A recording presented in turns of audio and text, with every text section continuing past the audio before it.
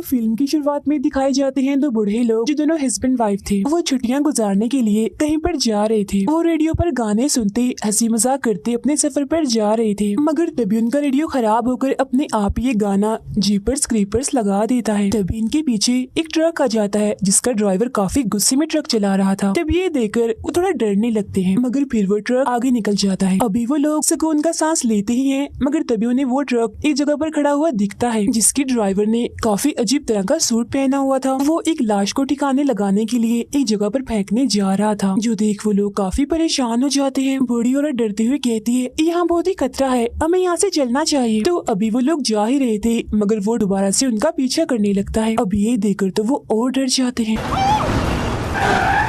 तब बचने के लिए वो इस रोड से उतरकर किसी दूसरी रोड पर चले जाते हैं, जिसके बाद वो ट्रक सीधा चला जाता है। अब वो लोग एक जगह गाड़ी रोककर बाहर आ जाते हैं। बूढ़ी औरत बार बार अपने हस्बैंड को कहती है, आप क्यों रुके हैं इधर, वो आदमी हमें भी ढूंढकर मार देगा। जिस पर वो बूढ़ा आदमी कहता है, हमें डरना नहीं, हिम्मत करनी चाहिए और इस बारे में पुलिस को बता देना चाहिए, जिसके लिए वो बूढ़ी औरत मान जाती है। फिर ये लोग उस जगह जाते हैं जहाँ ड्राइवर ने उस लाश को फेंका था। अब वो एक काफी गहरी जगह में बड़ी डरावनी चीज देखते हैं जिससे उनकी हालत ही खराब हो जाती है, मगर इसके बाद उनके साथ क्या होता है ये हमें दिखाया नहीं जाता। फौरन ही बाद हम हस्बैंड वाइफ को देखते हैं जिनकी कुछ ही वक्त पहले शादी हुई थी। इनमें लड़की का नाम लेन था और वो एक हॉरर फेस्टिवल यानी किसी डरावने त्योहार में जा रहे थे। लेन का हस्बैंड मोबाइल पर उसी बूढ़े कपल की वीडियो देख रहा था जिसमें बताया जाता है कि उन्होंने अपने रास्ते में बहुत सारी लाशों को देखा, मगर उस दिन के बाद उन दोनों को भी किसी ने नहीं देखा। वो लोग कहाँ गए कोई भी इस बारे में नहीं जानता। लेन का हस्बैंड डरावनी चीजों का बहुत बड़ा फैन था। वो लेन को बताता है कि क्रीपर की कहानी बिल्कुल सच्ची है। क्रीपर हर 23 साल बाद आता है और लोगों को 23 दिन तक मारता रहता है और ये 23 दिन लोगों के लिए किसी अजाब से कम नहीं होते,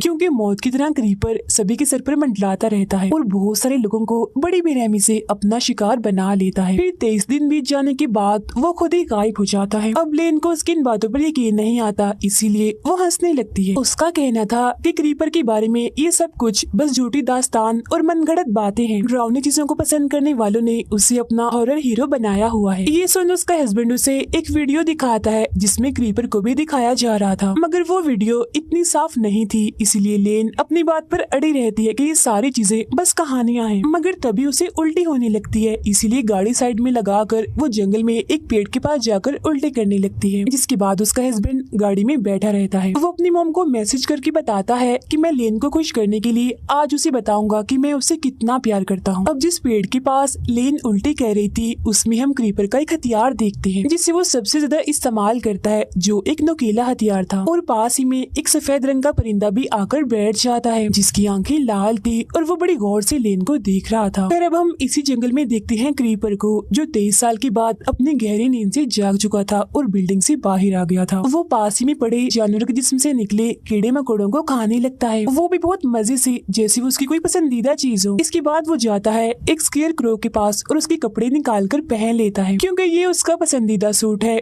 स्केयर क्रो दरअसल खेतों में खड़ा किया गया इंसान जैसा पुतला है जो परिंदों को डराने के लिए खड़ा किया जाता है। फिर इसी जंगल में हम लेन के एक दोस्त को देखते हैं जो उसी फेस्टिवल में जा रहा था, लेकिन वो रास्ता भटक चुका था तो लेन से कॉल करके रास्ता पूछ रहा होता है। जैसे ही एक पेड़ के पास जाता है तो तभी अचानक से उसके पीछे आ जाती है उसकी मौत यानी क्रीपर। देखते ही देखते उस पर हमला करके बड़ी बेरहमी से ही उसे मार देता है। उधर लेन और उसका हस्बैंड भी रास्ता भूल गए थे, इसीलिए वो यहाँ पर बनी एक औरत की दुकान पर जाते हैं जो पुराना और कीमती सामान बेचा करती थी। वो यहाँ उस औरत से रास्ता पूछने आए थे। यहाँ वो पुराने कीमती सामान के अलावा बड़ी ही अजीब से काले जादू करने वाली चीजें भी देखते हैं। दुकान की मालिकों ने एक नक्शा देती है जिस पर यहाँ के सारे रास्ते बने हुए थे। लेन उस नक्शे को लेती है, तभी उसे कुछ ख्याल आने लगते हैं जिसमें वो एक झूले और कुछ लोगों के ग्रुप को देखती है जो काला जादू कर रहे थे और उन्होंने काले अजीब से कपड़े भी पहने हुए थे। पर अब लेन इस ख्याल से बाहर आती है तो नक्शा लेकर वो जाने लगते हैं, मगर तभी वो औरत इन्हें कहती है बहुत बहुत मुबारक हो। अब ये दोनों नहीं जानते थे कि वो ऐसा क्यों कह रही है, मगर इस बात पर ध्यान दिए बगैर वो यहाँ से चले जाते। उनके जाने के बाद वो औरत किसी को फोन करती है और कहती है एक खुशखबरी है, हमें एक बहुत अच्छा फ्रूट मिला है उसको देने के लिए जो उसे बेहद खुश कर देगा। लेन और उसका हस्बैंड एक होटल में जाते हैं जहाँ थोड़ी मस्ती करने के बाद फेस्टिवल में जाने की तैयारी करने लगते हैं।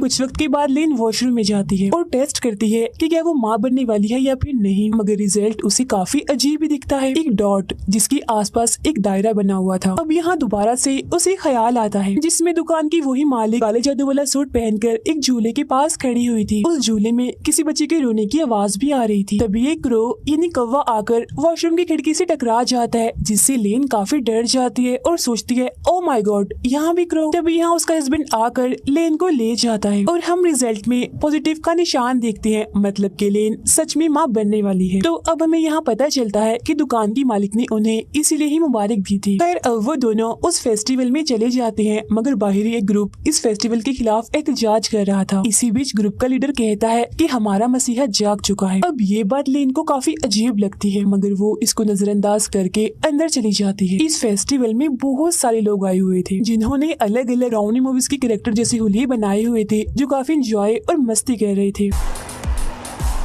तभी इनके बीच एक लड़का आता है जो सबको ये दिखाने की कोशिश करता है कि मुझे तीर से किसी ने मारा है, मगर असल में वो सबके साथ मजाक कर रहा था। लेकिन जैसे ही वो जंगल में जाता है तो उसका मजाक सच बन जाता है, क्योंकि तभी वहाँ पर आ जाता है क्रीपर और उस पर हमला करके उसे पेड़ की टहनी में घुसाकर मार देता है, क्योंकि क्रीपर अपने सारे हथियार अपने साथ लेकर शिकार पर निकला हुआ था और वो बहुत ही भयानक दिख रहा था। लेन और उसका हस्बैंड फेस्टिवल में मजे करते हुए इधर उधर घूम रहे थे, मगर तभी वो एक गेम खेलने जाते हैं जिसमें नुकीले हथियारों से निशाना लगाना होता है। पहले लेन का हस्बैंड इस गेम को खेलता है, मगर वो निशाना ठीक से नहीं लगा पाता। अब जब लेन की बारी आती है तो वो क्रीपर का हथियार चुनती है, जिससे उसके सारे निशाने बिल्कुल सही जाके लगते हैं।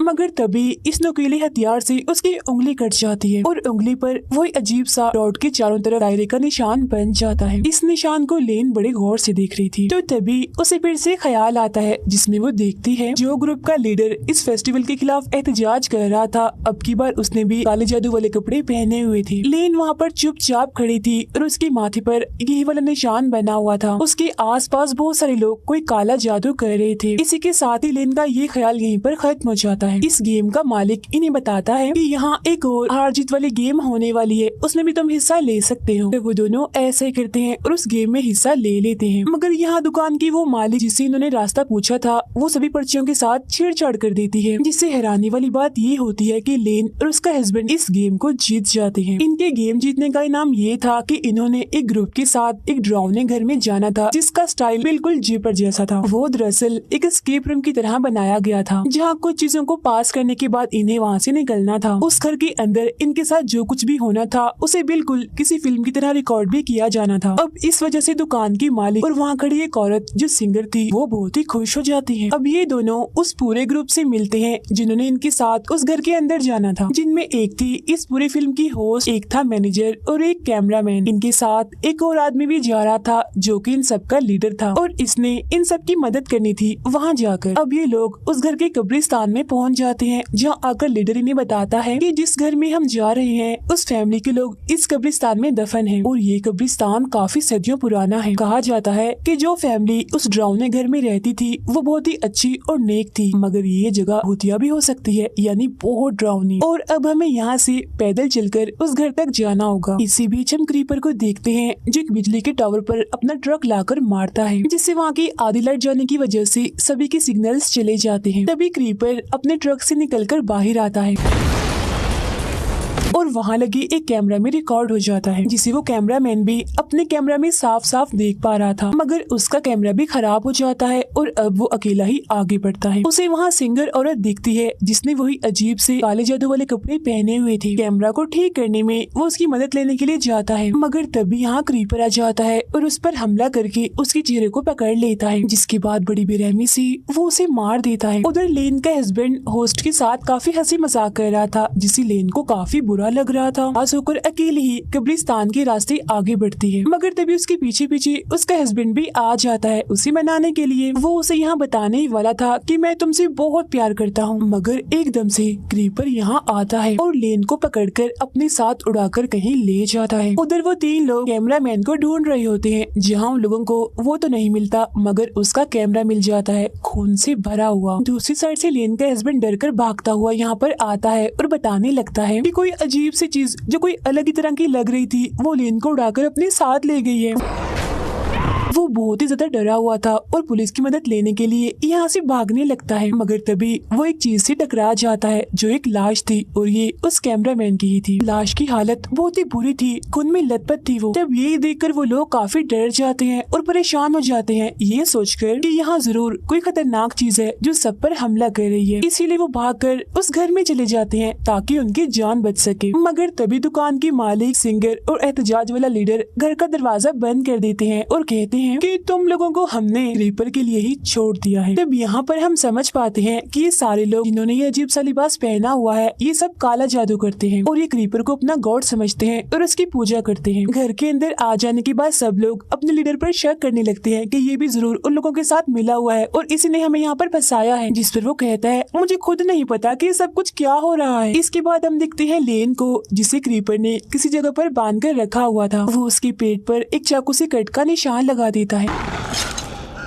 उधर वो लोग डरते हुए इधर उधर जा रहे थे। जिसके बाद वो उस कमरे में जाते हैं जहाँ लेन के उस दोस्त की लाश लटकी हुई थी जो जंगल में अपना रास्ता भटक गया था। इसकी फौरन बाद यहाँ पर आ जाता है क्रीपर, जिसे देखकर तो उनकी हालत ही खराब हो जाती है। अब हॉरर चीजों को पसंद करने वाले जो क्रीपर को अपना हीरो समझते थे, आज उनकी बात सच हो गई, मतलब कि सच में क्रीपर पाया जाता है। उसके बारे में जो बातें हैं वो मनगढ़ंत नहीं है। यहाँ हम उसका हुलिया साफ साफ देख पाते हैं जो बेहद भयानक था और उसका चेहरा बहुत ज्यादा डरावना था। लीडर जिसके हाथ में गन थी वो क्रीपर पर गोली चलाता है जो क्रीपर के हाथ पर लगती है, जिस वजह से वो रुक जाता है। तो मौका देकर वो लोग यहाँ से भागने लगते हैं। अब क्रीपर लेन की दोस्त की लाश पर से उसका हाथ उखेड़कर अपने हाथ पर लगा लेता है, जिससे वो बिल्कुल ठीक हो जाता है। तो अब हम यहाँ ये समझ पाते हैं कि क्रीपर सभी की लाशों को इस्तेमाल करता है और उनके जिस्म के हिस्सों से ही जुड़कर वो बनता है, और अगर जख्मी हो तो उनके जिस्म का कोई भी हिस्सा इस्तेमाल करके बिल्कुल ठीक हो जाता है। लेन खुद को किसी तरह छुड़वा लेती है और वहाँ से भागकर इन लोगों के पास आ जाती है। वो लोग एक कमरे में जाते हैं जहाँ पर फोन था। मैनेजर का पैर वहाँ बिछाए एक जाल पर लग जाता है, जिससे उसका पैर जख्मी हो जाता है।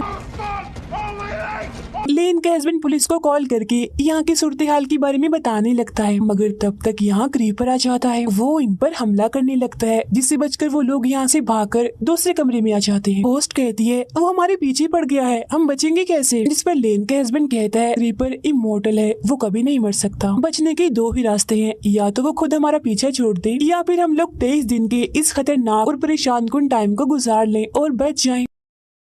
तभी क्रीपर यहाँ भी आ जाता है। वो लोग उसे भगाने की कोशिश करते हैं, मगर वो होस्ट पर हमला कर देता है। वो उस पर अपने हथियार से हमला करके उसका सर ही काट देता है, जिससे उसका बहुत सा खून बह जाता है और बड़ी बेरहमी से उसकी मौत हो जाती है। फिर वो उसे उठाकर अपने साथ ले जाता है और उसका दिमाग निकाल कर खाने लगता है। उधर वो लोग एक ऐसे कमरे में जाते हैं जहाँ बहुत सा काले जादू का सामान पड़ा हुआ था। ये वही जगह थी जहाँ क्रीपर को गॉड समझने वाले लोग उसकी पूजा करते थे। तभी लेन को एक ख्याल आता है, जिसमें वो देखती है कि काला जादू करने वाले लोग उसके आसपास हैं, जो उसके जिस्म पर खून डालकर उसका पेट काटकर इस वक्त भी जादू ही कर रहे हैं। फिर तभी क्रीपर उसके पास आता है, जिससे वो समझ जाती है कि क्रीपर मुझसे क्या चाहता है, यानी मेरा बच्चा। फिर वो ये बात अपने हस्बैंड को भी बता देती है कि हमारा बच्चा होने वाला है और वो बच्चा क्रीपर लेना चाहता है ताकि वो उसे कुर्बान करके उसकी जिंदगी खुद ले ले।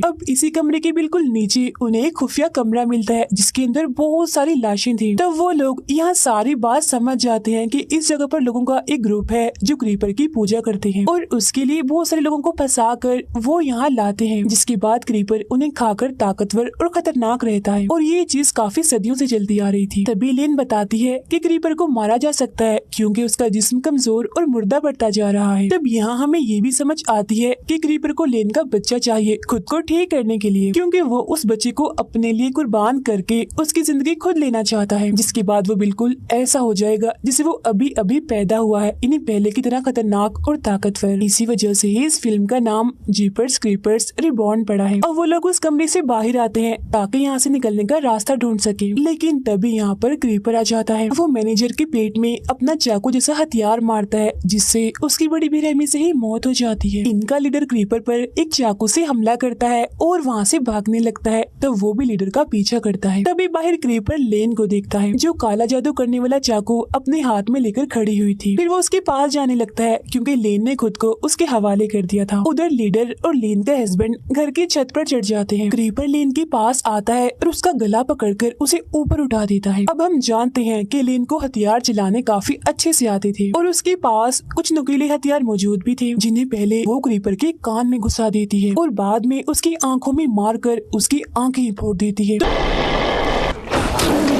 तो इससे यहाँ क्रीपर अंधा हो जाता है। ऊपर से वो दोनों एक काफी बड़ा रॉड नीचे फेंक देते हैं जहाँ वो खड़ा था। वो रॉड क्रीपर के मुंह के आर पार हो जाता है जिससे वो वहीं अधमरा हो जाता है। तभी यहाँ बहुत सारे क्रोज यानी कौवे आ जाते हैं और बुरी तरह से चिल्लाने लगते हैं। जिस हड़बड़ी में लीडर नीचे गिर जाता है और उसकी मौत हो जाती है। लेन का हस्बैंड नीचे उतर कर आता है और उसे संभालता है। फिर बहुत सारे परिंदे आकर क्रीपर को उठा लेते हैं और उसे अपने साथ कहीं ले जाते हैं। इतने ही देर में पुलिस भी वहाँ पर आ जाती है और उन दोनों को बचाकर गाड़ी में बिठाती है। मगर तभी हम लेन की आंखों को अचानक से काला होता हुआ देखते हैं। अब आपको याद ही होगा कि क्रीपर ने उसके पेट पर जादू वाले एक चाकू से कट का निशान लगाया था। फिर अपने जिस्म के एक हिस्से को लेन के पेट में डाल दिया ताकि वो उसके बच्चे को निगल जाए और उसने ऐसा कर भी लिया था। इसका रिजल्ट हमें दिखाया भी जाता है जहाँ बहुत सारे क्रोस और परिंदे क्रीपर्स के आसपास होते हैं। फिर उसका जिस्म किसी कवर की तरह बनकर फट जाता है और अंदर से निकलता है क्रीपर रिबॉर्न होकर यानी दोबारा पैदा होकर, जो बिल्कुल जवान नया दिख रहा था। इसका मतलब ये है कि लेन पर उसने जो काला जादू किया था वो पूरा हो गया था जिसमें उसने लेन के बच्चे की जिंदगी ले ली। और इसी के साथ ही ये फिल्म यहीं पर खत्म हो जाती है।